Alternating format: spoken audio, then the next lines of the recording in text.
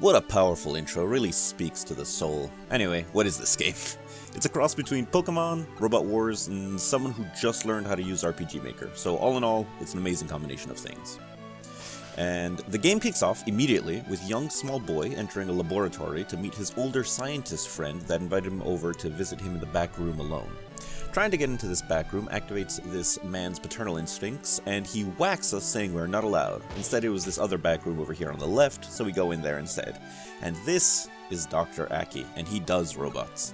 What that means exactly is unclear, but he says we should go to the back-er room and speak with his single daughter, who knows way more about robots than he does. Since we're Blevin, we go for it, not really understanding what he means. So we go back there, we get wanged again by this guy, one more time. He's the best security scientist in the business. But then old daughter comes out and says, hey, why don't you come look at robots with me? After she tells us they are called Medabots and they are very cool, we say neato and leave the building immediately. We, young boy child, realize that our favorite TV show is going to be on soon, so we sprint back home as quick as we can, ignore our mom, and don't even take our shoes off before coming in the house. We made it just in time for our favorite show, tutorial about Medabots, and how they get put together. We learned that we need a medal for a Medabot to work, that's why they're called Medabots, otherwise they're just useless piles of loaded guns and missiles, you know? So next, conveniently, only after the show is finished, our mom lets call her Gorgoroth for ease of reference. Gorgoroth is angry with us because of our disrespectful attitude, and rightfully so, I might add. Not paying proper reverence to Gorgoroth is a grave crime. So Gorgoroth punishes us by giving us a crisp $50 bill and telling us to go buy some pasta for dinner from the local store. How could we possibly balls this one up? Anyway, we walk into the store, ask for some pasta, the manager or worker, unclear. He gives us the old fast talk, and because we are Blevin, our insight roll is really low, and he sells us a Medabot frame and parts for $48.80. I don't know if that's a good deal, it feels like a good deal. When we get back home, Gorgoroth is very displeased with us and sends us up to our room for 40 days and 40 nights with no food. But we do get to keep the funny Medabot frame and stuff, so we put that together with our dog. Meanwhile, on his way back home from work, our dad, let's call him Jerry for ease of reference, gets confronted by a homeless man. Instead of asking for change or asking him if he could hold $1, this homeless man gives Jerry a Medabot medal and says Jerry should give this medal to young boy child who is his son. Jerry gets home soon after, doesn't speak to his wife Gorgoroth because he is a real man's man and never communicates with his spouse. He heads upstairs, sees that little boy child has a Medabot with no medal, and pops the medal he received from the homeless man straight in there, cursing this being with the gift of life and sentience. We named this newly developed life form Goonbot, for it is every child's dream to have his own goon he can order around to shoot people. Gorgoroth's magics wane whenever Jerry is around, so we can leave the house to go exploring with our new Goonbot. We are quickly assailed by a small female child and challenged to a meta fight using our Medabots. Since this game is old school, the anti-rule is the standard risk when battling, meaning that you will lose the parts that you have if you lose. Think Battle City from Yu-Gi-Oh! And losing your funny cards there. However, girl child says, no anti this time, just for funsies we're gonna shoot each other. So we get to see what all this meta fuss is about, and this combat system is pretty strong. Each one of your equipped parts gives you a funny move you can do, and those moves will go off faster depending on the part you do, and do different things. For example, the missile move from our head has the special rule Chain Reaction, which carries over damage to another body part, kind of like Trample from Magic the Gathering. If it brings something down to 0, it'll carry over to the next part. While our arm's revolver move doesn't deal as much damage as the other two attack things that we have, however it refreshes, meaning you come back from the middle the fastest, and it just goes off the fastest as well. So there is some strategy to the silly little game. After absolutely trouncing small female child in this meta fight, we are informed that there is a tournament at the school. We arrive late, unfortunately, and the bullies of the grade have already won somehow. But might as well try to establish dominance, so we walk right up to the biggest one and meta challenge them to a meta fight. Alright, we only have the Goonbot to go, so he's the one that's gonna do it all. We open up with a big missile, which in retrospect is probably the wrong move, so we're just gonna keep going with the missile. The reason why I think it's the wrong move is because it has the chain reaction rule, so you want to use it when it has a lot of different parts, quite low health, so that the damage carryover can actually hit multiple parts, right? So yeah, this is the first fight, or the second fight that I've ever done on this, so we're just playing it by ear, just seeing what we feel. And missiles seemed like a lot of damage, so that's why I went with it. Here I realized, oh wait, the chain gun This does way more damage. And by way more, I mean this does 4 more damage. So the real move probably would be like soften them up with the chain gun and then wang them real good. Now I want to talk about this guy. He has 120 health on his legs and over 30 on all of his other parts. He's very slow, but he's a beefy boy, and his lasers are no joke. They deal some real damage. However, we are starting to pick him apart with our superior speed. We're really getting him. Here, we realize that the revolver is the fastest firing one out of all of them. Like, it's the fastest, like, run back and go there. There, he tried to do a move, but since we already destroyed that thing while he was on the way, it just cancels out and you're not allowed to do anything. Here, we're just gonna finish him off, polish off the boy, and the timer saves us. Save is a strong word. We get the Giga Laser out of it, and now the next one's Spike. He has a fast boy as compared to the heavy boy from before, which, honestly, the heavy boy was really the only thing that was winning him over. As we can see here, you can like look at their stats and check their health there, so we just do a quick peek just to see how big this boy is. So we're going to open up with a missile as a joke, thinking that it's going to do more damage, but no, it's still the same, still always 32. But now, that leg is quite low, so the missile's starting to look like a nicer choice. He pops us with a rifle move there. Right, here we go. See, missile hits the left defense. We were hoping it hit the leg so that it chain reaction. But now, surely it'll chain reaction on the next one, because now he has 2 parts that are, like, quite weak. Surely it's going to hit one of the weak parts and then chain reaction to another one. No, it hits the other one. But now, absolutely, without a doubt, it'll definitely chain reaction this time. This is our last missile, so it must, you know? He has not broken a single one of our parts, but we haven't of his either. But here, leg defense 18, chain reaction into the arm for another 8, boom, chain reaction to the other arm, 8. That's all 3 parts in one missile, and it even does a little 3 more damage, because it does 32 total. So that was pretty good, but we're out of missiles. However, he only has 1 part left, so the chain reaction doesn't really matter. So, we can probably just, like, chain gun him. We'll just chain gun him real quick. Bada bing. Critical hit, 42, huge, enormous, and he is down for the count. What a goon. Just the boss left, old Samantha. She has a cat-like bot called Peppercat. And what this guy does is it can dodge, which absolutely blew my mind. I was like, oh shit, it's over. He's gonna absolutely ruin me. Doesn't do too much damage, but then it blows my mind again by hitting me with the status effect of stop, which makes you just stop for a second during the thing.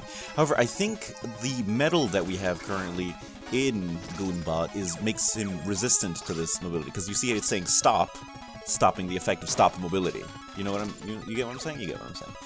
So anyway, we're just going back and forth here. They're trying to wang us. We try to hit them with a missile right here, because ideally it'll do a bit of a chain reaction like it just did. Oh, that's a fair bit of a chain reaction right there. That's some damage. It doesn't do as much damage, so I think they have a defense rating, which reduces the amount of damage, and this thing has higher defense than the other ones did, because the missile was doing like 32 on like all the other ones. However, this one's taking a little bit reduced damage. Apparently not on its leg, so that's hard to tell. It's hard, like, I don't know what's going on. Maybe different parts have different defenses, maybe that's how it works. Still learning the game, you know? But either way, it looks like we have this one in the bag, because they're not doing too much to us. They busted our arm, which is pretty funny. But here, with the last missile, it should put them down for good. And there we go, that's a 7 damage. And it looks like as soon as the head is destroyed, you win the game.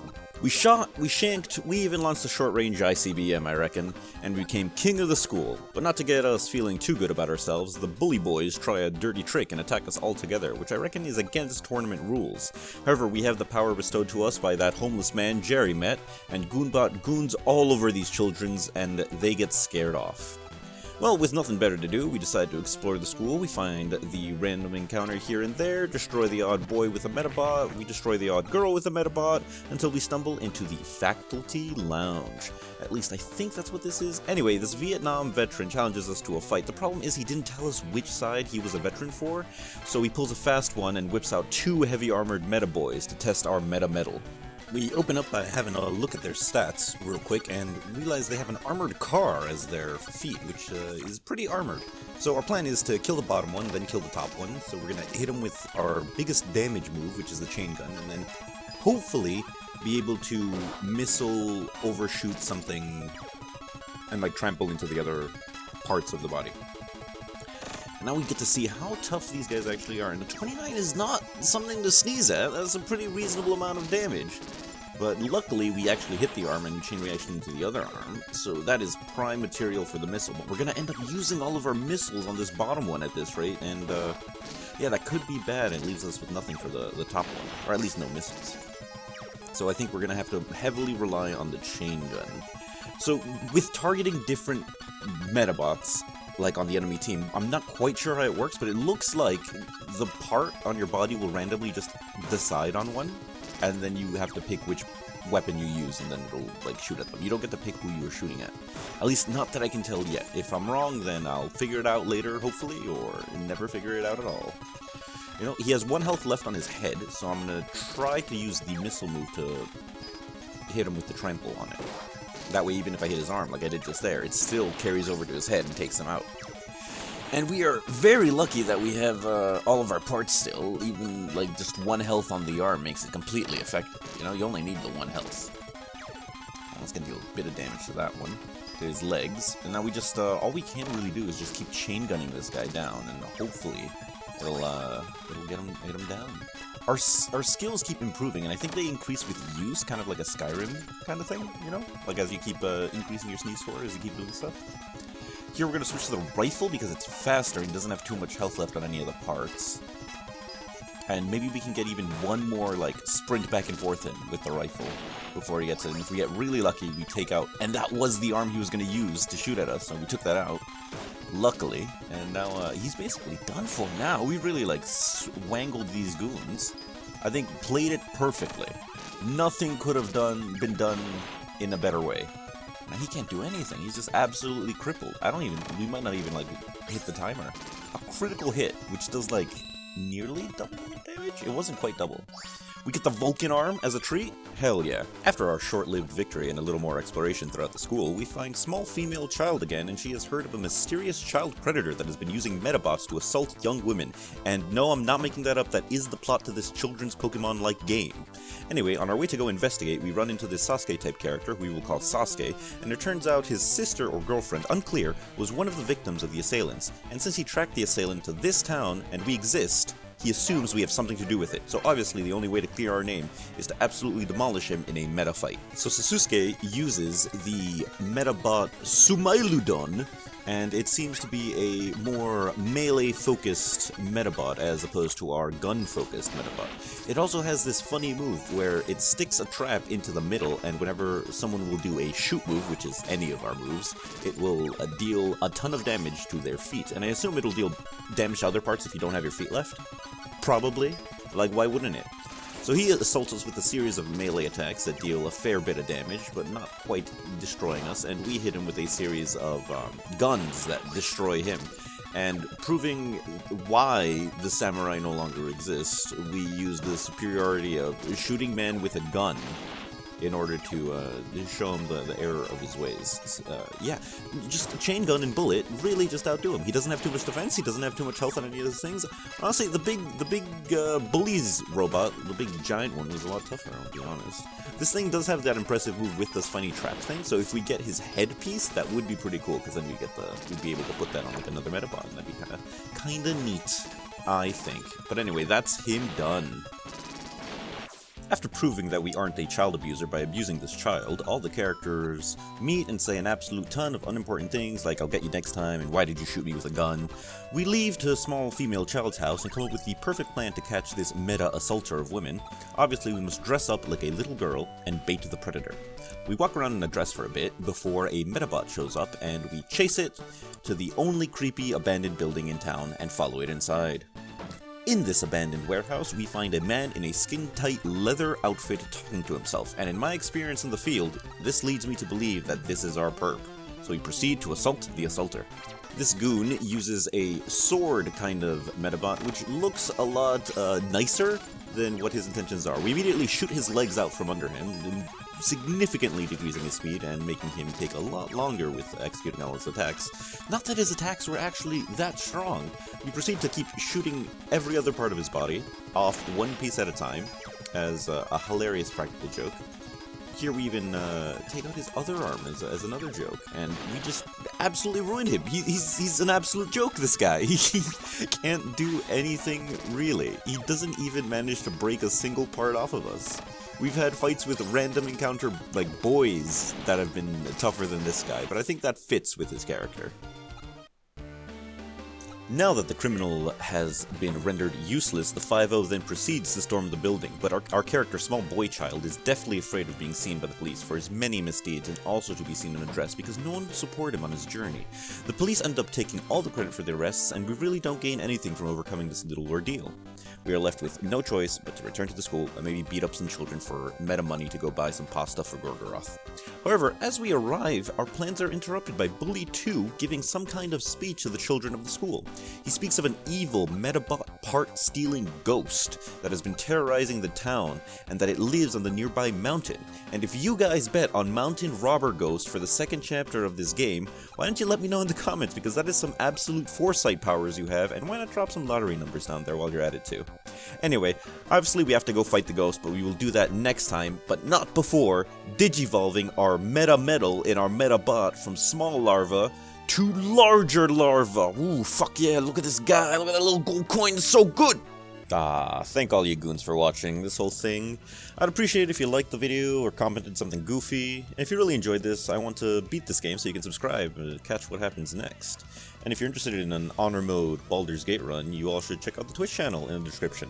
Thanks for all that. That's it for now. Bye-bye!